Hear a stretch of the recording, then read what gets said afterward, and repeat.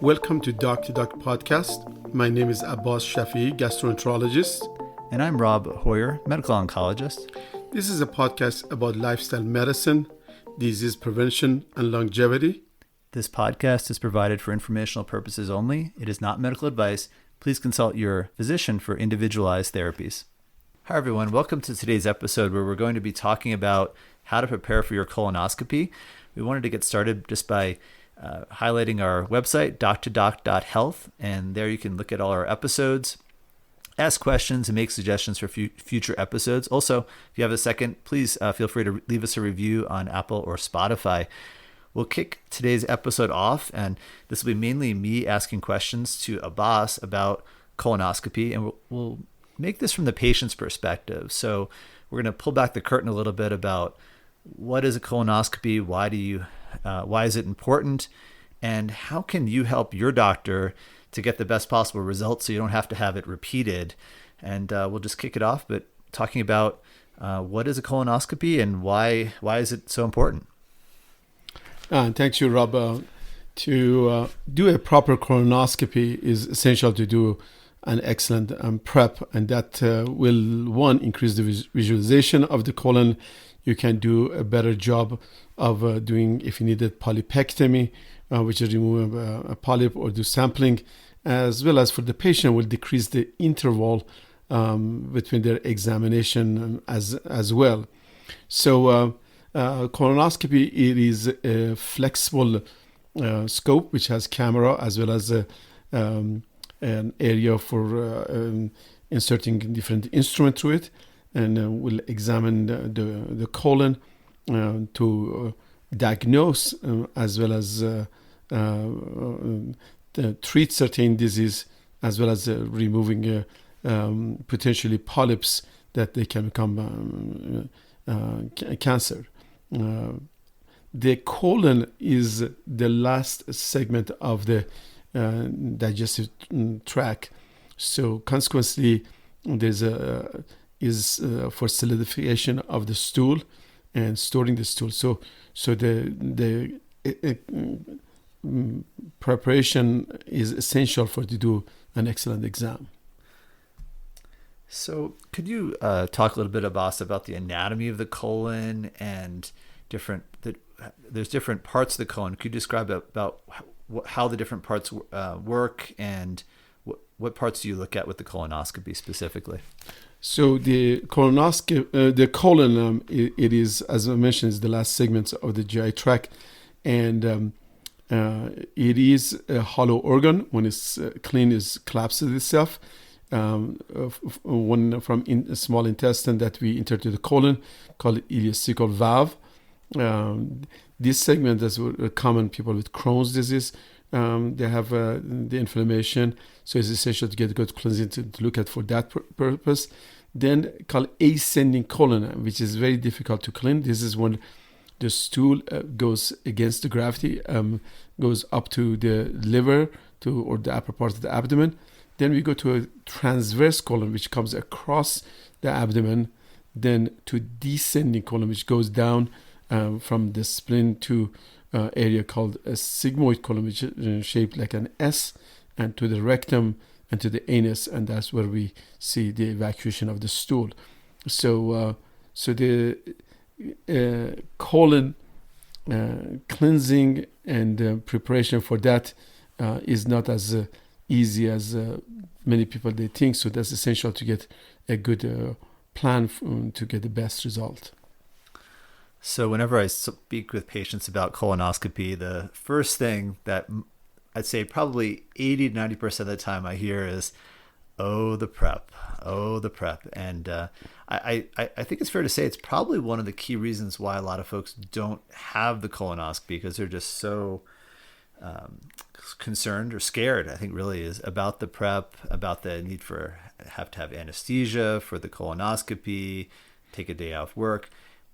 Could you just talk a little bit about the preparation for the colonoscopy, and specifically the prep? How can we make this easier? Unfortunately, there's no easy way out. For past 20, 25 years, up to 30 years, they have many prep has comes but essentially, the more cleaner the colon it is, the better the exam. The technology with anesthesia, with scopes as well as the better sedation for anesthesia has minimized the colonoscopy itself, and having a good experience during that time. Many patients today, and they feel very comfortable doing that. Is the preparation again is the essential, and nobody likes prepping for colonoscopy. One, you have to fast, and second, you have to go through certain preparation. But however, this is essential, as you know, the colon cancer has prevalence is increasing in younger people, and then to preventive, we need to do colonoscopy and remove the polyps that we can, and also to diagnose the colon cancer, not only for colon cancer, also for disease such as inflammatory bowel disease, ulcerative colitis, or Crohn's. These are essential to do have it, and again, the medication for those has come a long way. So the proper cleansing and preparation for colonoscopy, it is an essential part. But there's certain steps you can do to minimize the nausea and the vomiting and the abdominal pain for it. And it's the certain step you have to take not only the day before. Many people, they think it actually starts about maybe 3 to 5 days before. Interesting. So this is news to me. 3 to 5 days. That's interesting. I knew it was a couple days. I didn't know it was that long. Could you describe what someone should do and how to make it better for their diet, for example? Should we change the diet before colonoscopy? Yes, getting great colonoscopies depend, number one, on the age of the person and their bowel habits, as well as what medication they take. To get the best colonoscopy, of course, you need to talk to your office of gastroenterologist as well as your primary care physician. If you have the right indication to do a good colonoscopy, 5 days before, you should stop any blood thinners or common medication that we use called non-steroidals, like Motrin, high-dose aspirin, as well as stop taking the iron. And the iron, because it darkens the colon, it's very tough to clean. We usually tell the patient to stay on high-fiber diet. However, it's essential to go on a low-fiber diet before your colonoscopy, at least 3 days, but ideally 5 days. And certain very tough fibers such as nuts, corn, as heavy tightened fibers such okra, and other type of thing which very tough to clean, to go on low fiber diet at least 3 days. If you are constipated, maybe 5 days.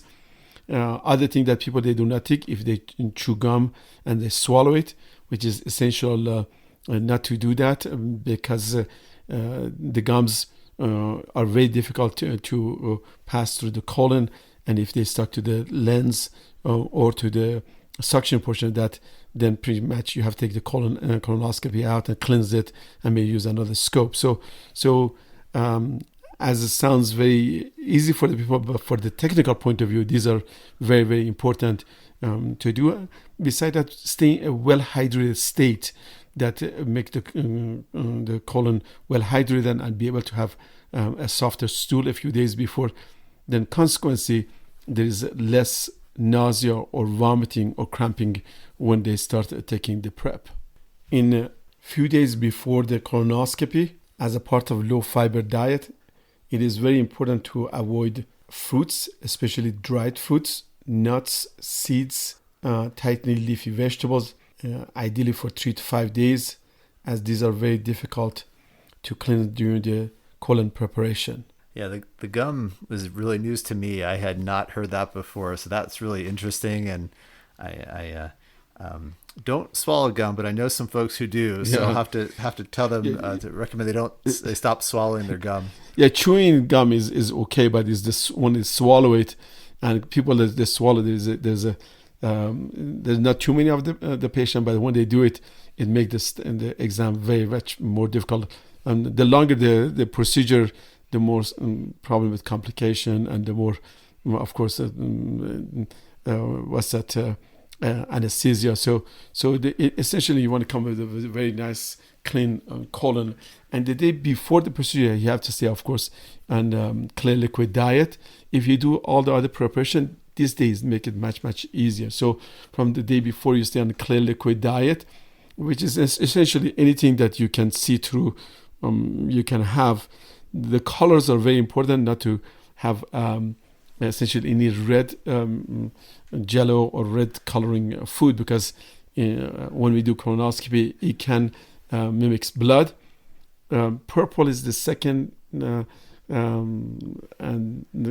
can cause mimics the tissue. However, the green or blue or other type of things or clear drinks, those are not as a problem. And the more hydration they take, the better and easier for their prep taking. What about aspirin? Do you see problems with aspirin? Does it cause risk of bleeding with the procedure, or if there are biopsies performed? The low dose aspirin, which is 81 milligrams, it should be okay. However, the high dose of aspirin, particularly above 325 milligrams, we prefer not to take it about 5 days before, as well as the other two-day anticoagulation that we use for blood clots, as well as preventing stroke and heart disease. Those are essential, depend on the type they are. They talk to their cardiologist or primary care physician to be able to stop them, or bridging them with injectables such as Lovenox, as you're familiar, to do that, so the patient does not have a blood clot in their legs or their lungs, or have a stroke during the preparation as well as during the procedure. So as a hematologist, we're very interested in the anticoagulants, and Abbas mentioned Lovenox, which is an injectable form of heparin, which we will sometimes use when patients are stopping anticoagulation, going on this medicine called Lovenox, or this form of heparin. Then there's a window where they're off the anticoagulation for maybe 24 to 36 hours, and then the anticoagulation is resumed after that. This is all very different with the recent medicines many of you have probably seen on TV with Eliquis and Xarelto, and these medicines have a much faster onset. When you take the medicine, it actually takes effect very quickly, but it wears off pretty fast. So we actually that's changed how we do the bridging for many patients. But as always, talk to your doctor about the specifics of your individual situation. That is correct. So if there becomes across a large polyps or a tissue that we have to resect, that will decrease the complication and bleeding. So those are essential so the more patients prepare, the better the outcome and the longer interval for the procedure. So maybe we can get into the preps, the different types of preps, and how to take the prep, and when to start the prep, when to stop. For example, should a patient eat any food the day before? Should they be on a clear liquid diet? Is that better?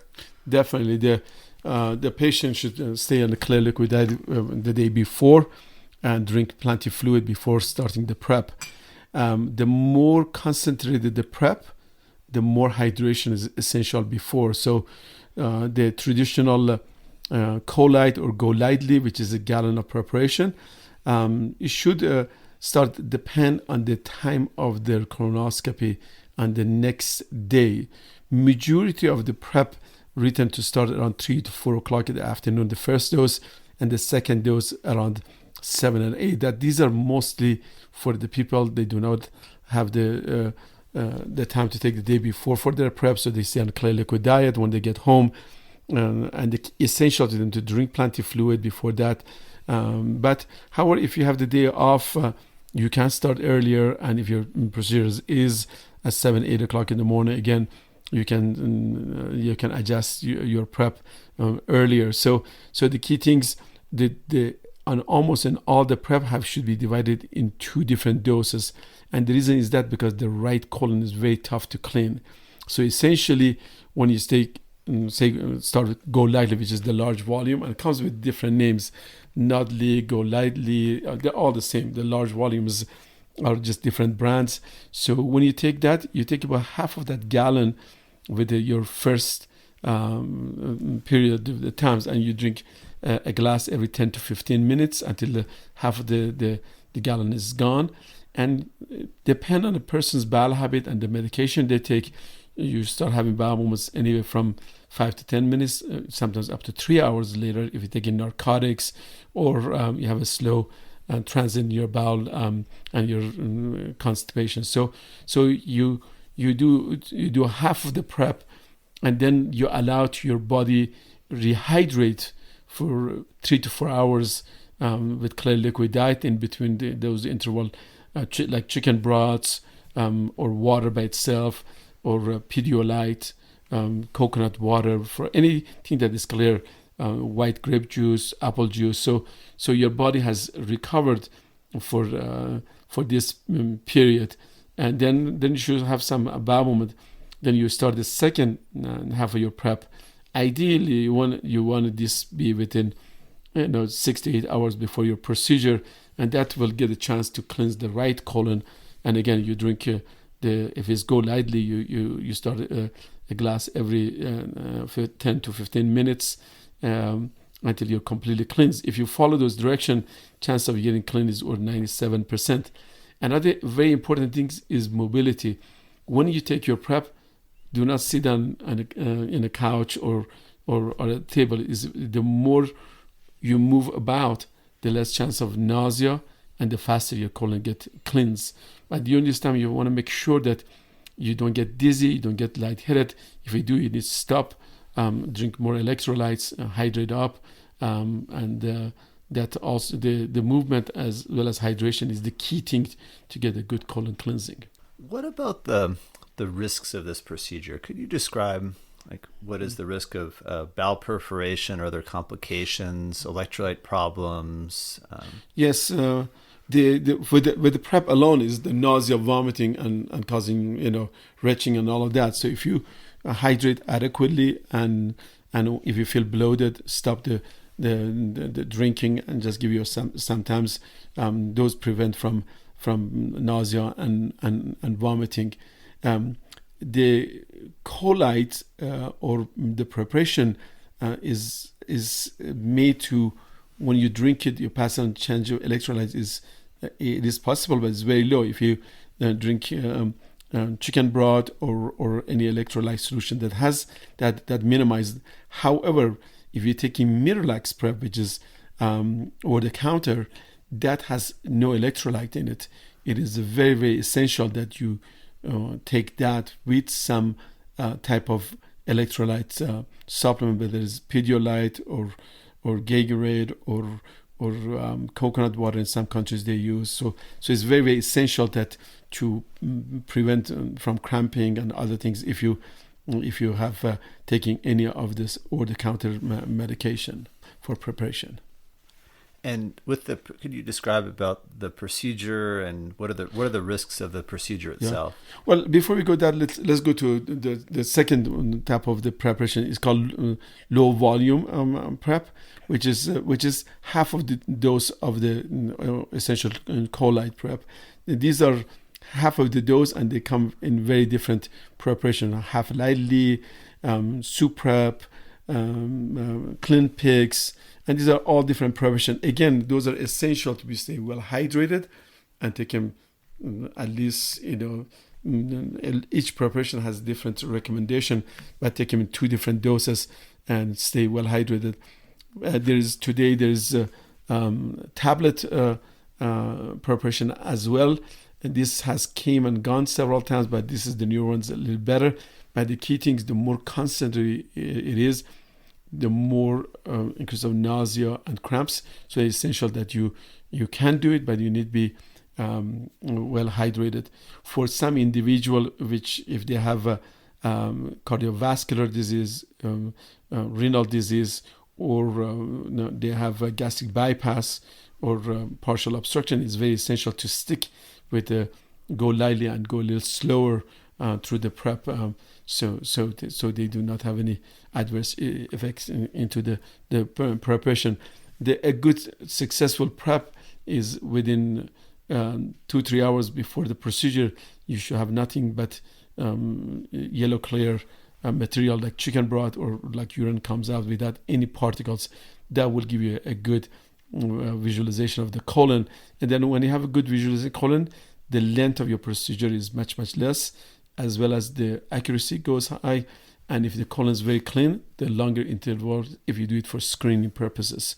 For those people that suffer from chronic constipation, it is prudent to increase their water intakes 3 days before the procedure, at least 72 ounces of water per day, as well as adding 17 grams of Miralax twice a day. This will help with their prep and makes the preparation the day before much easier for them. So the risk of the procedure, again, is have to do with technically how clean you are, as well as whether you have any abdominal surgeries, as well as with the individual experience of the endoscopist. And so the more you do, the less risk of the complication. The complication is commonly, they're very rare these days, but it's perforation of the bowel, which is making a hole that can happen after doing large polypectomy, but sometimes just trauma from the shaft of the scope. Bleeding, again, is dependent on the patient age, as well as whether they have taken any blood thinner and the size of the polyp. Aspiration, if they drink any liquid within 2 hours of the procedure, and they do not tell us, and then when they lay down with sedation, they can aspirate. Drug reaction to the sedation, but today the sedation has mostly used propofol, and it is an antiemetic and is very easy to sleep.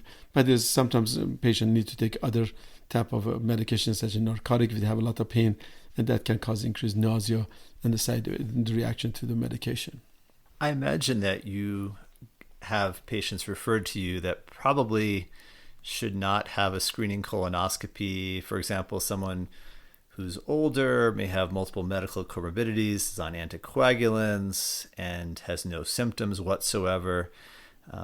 Could you walk us through how you make a recommendation for a colonoscopy, and when do you not offer this procedure? Yes, it is very important for the primary care physician as well as the patient. Discuss that before even scheduling. The majority of the studies done between age 18 to 75 in adult medicine, commonly at age 75, and then the screening colonoscopy.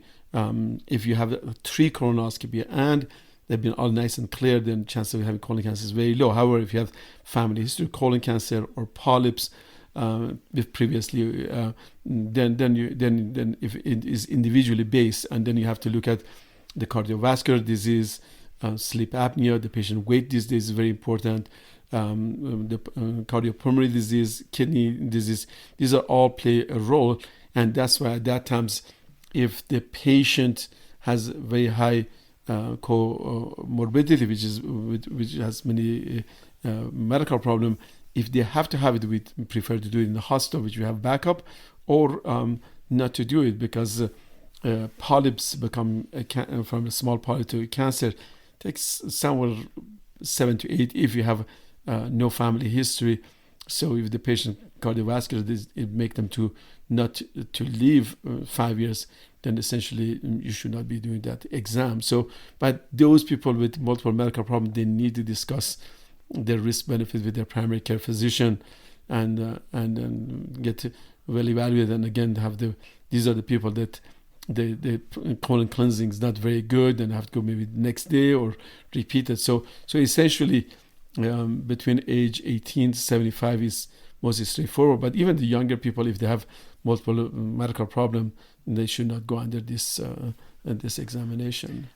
I remember when we did our talk about colon cancer, we talked a little bit about different screening techniques for aside from colonoscopy. I remember you had some comments about Cologuard, that you were concerned about the high false positive rate of that test. Can you describe some alternatives, including the Cologuard, about when to use them, when are they appropriate? What do you? So essentially, we should categorize the people of low risks and high risks. The low risk people, they have no symptoms, but we do this for screening purposes. For screening purposes, we have many options using, occult blood test or FIT with if you call it immunoassay, Cologuard, barium enema, flexosigmoidoscopy with barium enema. So these are for the screening low risk people. If you have high risk individual, and if they're appropriately clinically, they should go straight for colonoscopy. People with previous colon cancer, polyps, family history of colon cancer, had previous X-ray or radiation to their abdomen, people with osteocolitis or Crohn's, which make them high risk. These people, there's no, if they have to have it done, they need to go straight for colonoscopy, but then again, look at their comorbidity, make sure they're fit for the procedure, make sure they're clean. For the screening people, those are there, but Cologuard should not be done on people with high risks. You see sometimes people that in some areas, or they had polyps or they have family colon cancer, and they do the Cologuard, then it's positive, but they're not fitted for surgery. I tell people, if you're not fitted for surgery, you should not do colonoscopy. So if you are high risks for the cardiovascular disease that you cannot take a colon surgery, then colonoscopy is there. Those are the people that should not have Cologuard done, or these are high risk people. They should, if they're fit enough to go for colon surgery, then should be considered colonoscopy or screening method. Great. And that was a really great overview. And any other comments, Abbas? The key things, the procedure technically has come a long way. So I think the risk of that is very, very low. The sedation has become, again, is much more pleasant to go to sleep and wake up fresh compared to previous sedation. But for a patient to get a good examination, if they decided to do colonoscopy, they should do their part at least 3 days before low fiber diet. And if there are any of those medications, as I mentioned, stop those. So they will not be postponed. For example, iron, if you take iron until the day before, the colon is dark, is very small, or some of the vitamin that containing iron. So those are the things to do. If there are some athletic people, they take a lot of non-steroidal, they should be stopped. That increase the bleeding. And we talk about anticoagulation. If they're anticoagulation, definitely they need to see whether they need bridging or not.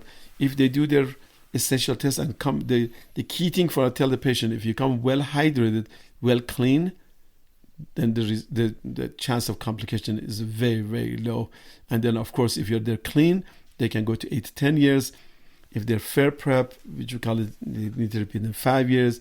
If they're inadequate prep, they have to be repeated with, depend on their situation, within 1 year or sooner there. So the people that did dread the prep, they should more pay attention to the prep. So a lot of people that take they had enough, and they don't take it. And those are the people they have to go to second prep, or they do shorter intervals. So essentially, if you're planning to do a colonoscopy, do your homework, and do the good preparation, and then consequently get the excellent result for yourself, because it's really is a camera on the colon, and the more prep you are, the easier the procedure, the better outcome it is. Yeah, it's I must say I learned things during this talk that I had no idea. For example, the chewing gum I did not know about, nor the iron. And we, as hematologists, we prescribe a ton of oral iron supplements for individuals with iron deficiency anemia. I did not realize that was such a big deal. And another important thing is if the patient had any previous bowel surgery, if he had hysterectomy, or he had a partial colon resection, or has small bowel obstruction or adhesion, this is very important to discuss that with their provider as well as their gastroenterologist. So it can be done, but we choose sometimes pediatric scopes to do the exam for this individual. So be able to navigate through the adhesions much easier, and then consequently they decrease the risk, as well as make more pleasant for the patient. So these are all essential things that commonly people, they don't think about it, but they're very important. If somebody has history of bowel obstruction, taking tablets, or they do have the prep is not good, and also if they do not discuss it, so they will be prepared for more sedation, as well as choosing the appropriate scope for them. That was really interesting, and thanks, Abbas, for all your comments. That was really, really insightful, and I would highly recommend that anyone who's going to have a colonoscopy listen to this, because as we learned, the quality of the prep can totally change the recommendation for future screening. For example, if the colon if the prep is good, the colon's clean, it can be a 10-year interval between the colonoscopy. Otherwise, it could be 5 or fewer years, even a recommendation to have to go through this again a year later to do, because the prep was inadequate. And I see so many patients that have had inadequate preps or partial preps, or have to even have 2 preps back to back, which sounds extremely uncomfortable and not so. It sounds like all this pre-care ahead of the starting 5 days before makes a ton of sense. Right, particularly people that are narcotics or muscle relaxant or have chronic constipation. These are the people that essentially they need to be given 2 days prep, or essentially more, and sometimes even we give them Miralax a few days before to have head start if they are chronic constipation. So then the consequence of the day before is much less painful, and they get less nausea, and as well as they get a better result, because as you see there is a few times that if you don't see the prep and then patient have a colon cancer, whether a few months or years later on, and that's mostly from inadequate visualization. So the better they come, the better prep, the better result, and the less chance of missing significant polyp or cancer. Yeah, I've seen some of the images of colonoscopy, particularly with the sessile polyps. They're quite flat, and they are hard to spot even with a good quality prep. And I know there's different wavelengths of light you can use to look at the colon and whatnot. But if there's stool there, you can't use any of that fancy stuff. Doesn't help. Exactly. And for the larger polyps, it's increased because we use different electricity or thing to burn it if we needed to, or use APC, which is plasma organ coagulation. So if they're there, we can do many work at the same times and with a better outcome. But if it's stool, particularly the right side colon, that is where most of the flat polyps, and is the one that's toughest to clean. That's why you need a second preparation. So it's essential to get a good cleansing that you can do a good exam and be able to see the flat polyps or even the larger polyps, to be able to take them without any risk to the patient, whether it's perforation or bleeding, delayed bleeding as well. The day of the procedure, after the procedure has been completed, we recommend to start with light diet and gradually increase as tolerated, unless it was instructed otherwise by the provider. If there was any sampling done during the procedure, those samples will send to the pathologist for more macroscopic diagnosis. The result of this will take anywhere from 3 to 10 days, depending on the center and their pathology department. Okay, well, thanks everyone for listening. And please, if you have a few minutes, feel free to drop us a review on Apple or Spotify. Check out our website, doctordoc.health. You can send in questions and we'll promptly respond to them. And thanks again. Thank you.